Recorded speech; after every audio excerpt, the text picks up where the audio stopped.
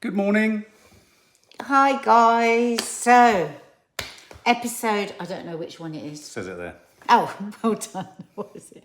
Episode Read the 7. room. Episode 7 of My Mum, Your Dad. And I loved it. There was lots of new things in it today.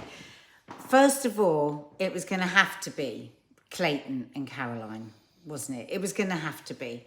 And I think it's such a shame that that they didn't find anyone. But I actually really do believe they're going to head out into the world and get a load of DMs. Because just you guys here have said on a regular basis, I love Clayton, me. And Caroline is just adorable. And I think they're going to go out there and I think they're going to find somebody that's right for them. They might have to kiss a few frogs, I'm not denying that, but there's a real chance. I thought the more and more Clayton kind of seemed like he was I don't mean loser as in sad loser, but in that he hadn't found love. And he kind of settled back into kind of having kind of given up trying. He became more and more attractive naturally. And actually what I felt we were seeing in the last 2 episodes was exactly what, when he goes out into the world, people are going to find really attractive about him. And I think lots more of the women in the house would have probably found the Clayton that was there when he left more attractive too. He just has to not try so hard. That's all it is. I think it's really difficult. As I kept saying, I had no idea it was only 2 weeks. So I think that everybody must have said to them, listen, go in there, state your claim, don't muck about. This is a once in a lifetime chance. Get in there. And he knew, and he had very strong attractions to people really quickly, didn't he? And he went for it, to be fair. Yeah. He did go for it, but he fucked it up. Because he was just too keen and people didn't have time to sort of just and she was lovely too. And I think the other thing for Caroline was she dealt with the whole Janie, Roger, jealousy, and when I say jealousy with a small J, I mean they have to strike really fast connections. And what I love about this show is it shows and demonstrates that at whatever age you are, we're all still children inside when it comes to, will someone like me? Can I meet someone? How do I put the best foot forward? I love that. I love the fact that it's the adults within the children that we're seeing and it's the children within the parents that we're seeing. If you were to go into this in kind of deep psychotherapy terms, that's what makes this brilliant and actually doesn't make it a patronising example of children patronising their parents or infantilising them. Quite the opposite. This shows a breadth of human complexity, both innocent and experienced, in the opposite camps, and that's what I love about it. And I blimmin' loved Clayton's reaction when they found out that the kids had been watching. It was just so they were genuine. lovely. And he was so lovely with his son, and Caroline I think he had a moment of worry though when he heard that he was seen in the hot tub. I think he had a little jacuzzi. Jacuzzi, that's it. So funny. Let's just talk about Martin too. We've got the big story again. The big stories tonight really are Elliot and Sharon, what the hell's going on there? And the 2 Martins and Monique and Tallulah. So let's just for a minute spend a bit of time on Ibiza Martin who owns Ibiza and I think is looking to buy Menorca as well. Before we launch into this, because a lot of you here are saying, oh, why can't they let him go? Let's not forget, his son is in the programme, he's in the programme, they're people. And yes, it's a programme in which you're encouraged to have a sort of response as to whether you like someone. He's not a bad guy at all. But even as Roger said, sat around that kind of on the benches, he's playing a game and he's playing a dangerous game with 2 very strong women. But I wonder if have we considered that he actually doesn't know what the hell he's doing? Well, I'm pleased you said that. Because that last conversation with Monique... Because he's avoided them. No, that conversation with Monique, he didn't know what the fuck was going on.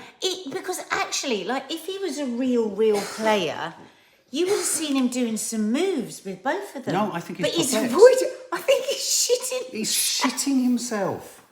It's a really good point, actually. Really I think it's presenting... I think he's covering it with male bravura and bravado. He's talking about winning and completing. They're only human, they've got to choose. Was it declaring? He was using cricket terms. I should have declared. Soon he'll be scoring a boundary and all that kind of stuff. But no, you're right, because when he was sat with Monique and she was saying, I'm having that moment with you, he was looking at her like this. He was doing what I do sometimes when you say you're wearing a bra. I go, Just goes completely... When I say I'm wearing... Yeah, because you say anything about When bra do and I I go ever say cross-eyed, don't I? anything I go about completely a bra? Well, exactly, that's my point. Oh.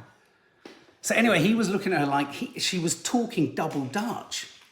But she was saying something very simple. I think he always says the wrong thing. He puts his foot in it. He tries to be funny and misses it. And then because when he came in, which possibly could have been because actually he was quite intimidated, he did that showing off thing generally about a lack of Aretha. confidence, really. And he was on the wrong foot, and it's like he can't get back on the right foot. He can't pretend he doesn't own the Balearic Islands. Yeah. Yeah. But it's a mess. It's an unholy mess. They were very funny, the others, when they were saying Paul, and what's the woman Paul's with? I can't remember her name. Love her. The more like hippie yoga one. When they were going to pick the wrong two women, and she was right, because those two women will not be mucked about, but also they will, because they've chosen the most difficult person. They've chosen the person that's a love avoidant, and they say that they're looking for somebody. Here's my theory, right, on people that say, oh, I don't know what's wrong with me. I always pick commitment phobes. Mark would be bored because he's heard me say this before. But I think when you choose a commitment phobe, it's because you're a commitment phobe. Because, say me, for instance, I will choose people that really like me because I want to be really liked and because I want commitment. If I didn't want commitment, I would choose somebody that isn't bloody sure, that's giving me vague messages, that's wandering in and out. I think it's even... And I think I'm not enough, and I think even more so with women than men, if I may dare say, don't recognise that.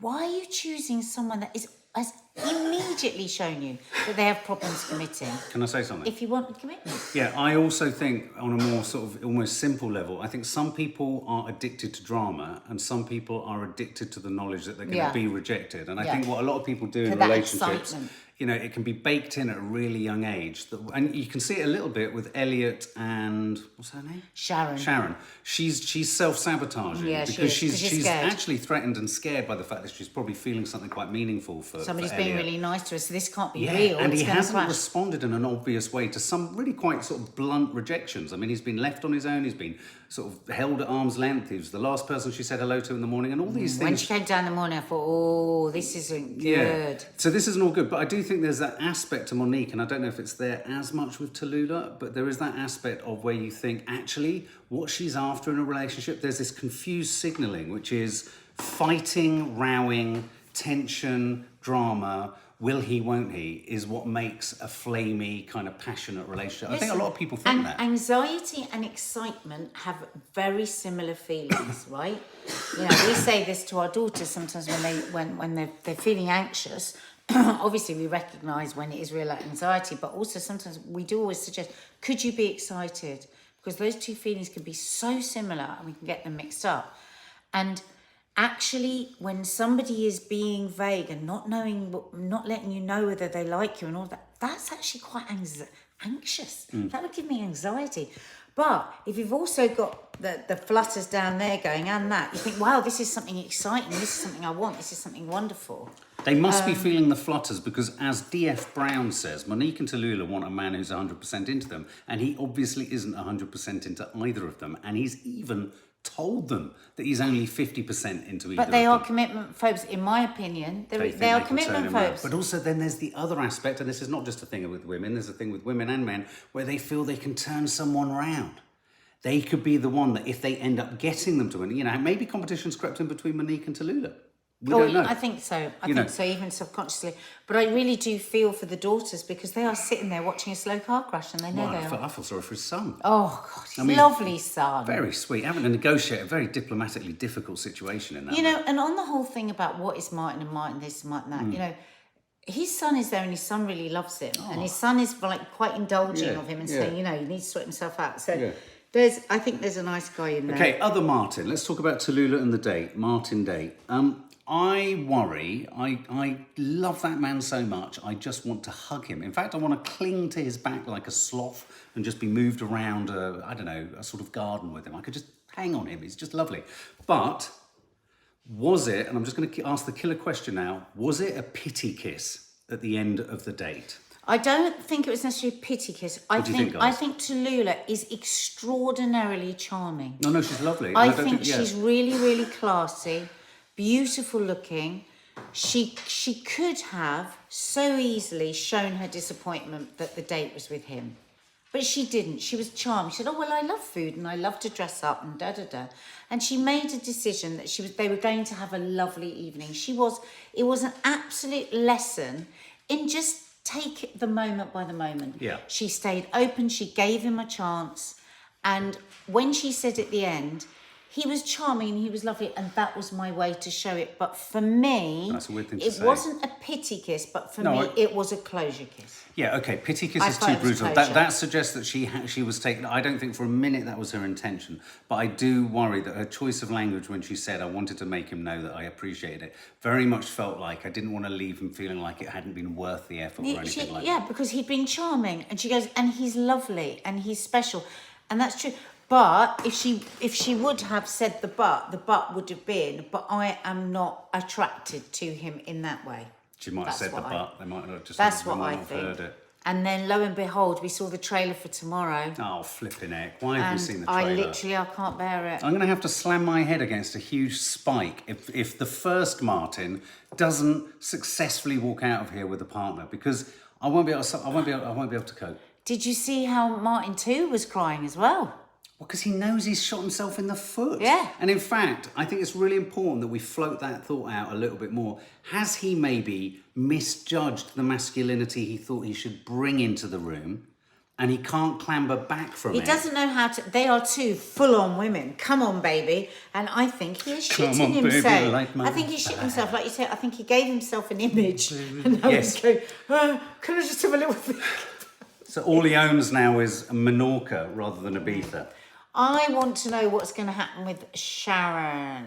What is going on? Yesterday Ellie and I Sharon. was 100% coming from she's self-sabotaging. She's like crashing this. What, She you don't can't think believe that it. now? Today I'm a little bit more concerned. Ooh, what's your concern? My concern today was that she has just gone completely off, turned it off.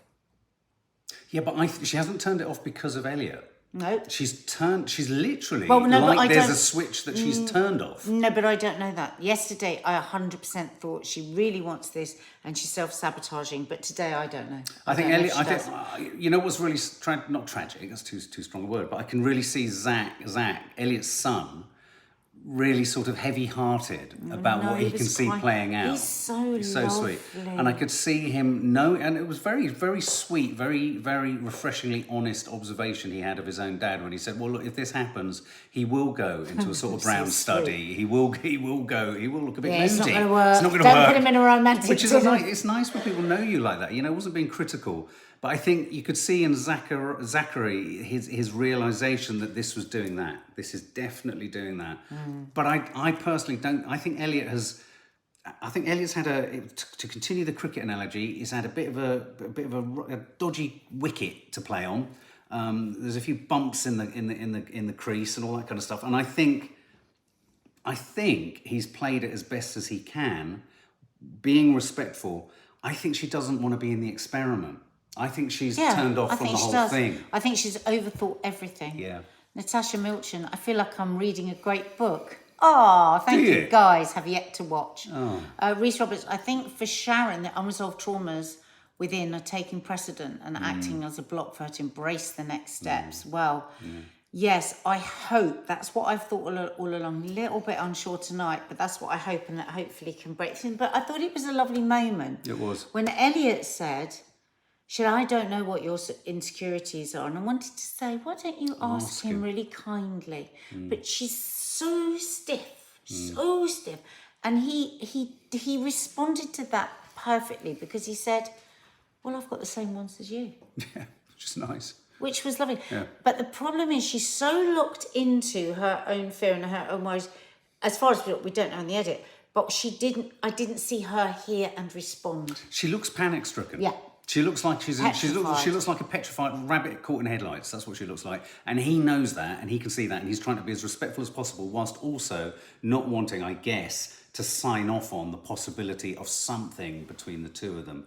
What I would quite Sharon like to looks do. lost now, and Elliot doesn't know what to do, says Della Nixon. Yeah. I really wish at this point Yeah, Zoe there says was she's been a through a lot. golden nugget winner, and the winners are Golden nugget Zach winner.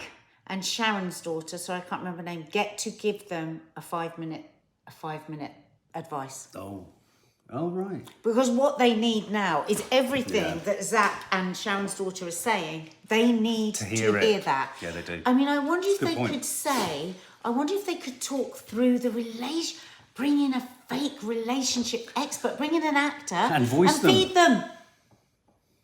Producers! One Did thing- you hear that? That's what needs to happen. One thing now. I'd quite like to do, though, at the end of this series is go for a run with Elliot, I think. He looks like the kind of guy you could have a good chat with on a run. So, Run. Yeah, run. Why don't you put some silly pants on and do a rocking by the pool? Rocking, Me and you, Zach, we could have a little cringe about that together. Rocking by You know the what I mean? pool. He does these weird exercises, Oh, Christ, he does, doesn't he? which Does I it? have to say are hilarious. Sorry, my house full of coughing. There must be memes out there already. Yeah, If there yeah. are, share them Yeah, with us. brilliant. Anyway, I think we've got a lot to wait for. Is there just one more episode? Is that it tomorrow night, or is there a Friday episode too? Wednesday, Thursday, Friday. Is it? Wednesday, Thursday, Friday's Friday? the Okay, final. all right. Okay, guys, keep your thoughts coming in, and yeah. And don't forget, tomorrow, not sure what time, it'll either be 9:30 or 10, we will be doing Coffee Moaning. So see you live. Subscribe to the channel if you haven't subscribed. Nadia always tries to remember to say it right at the beginning, but she always forgets. Oh, it's just 90.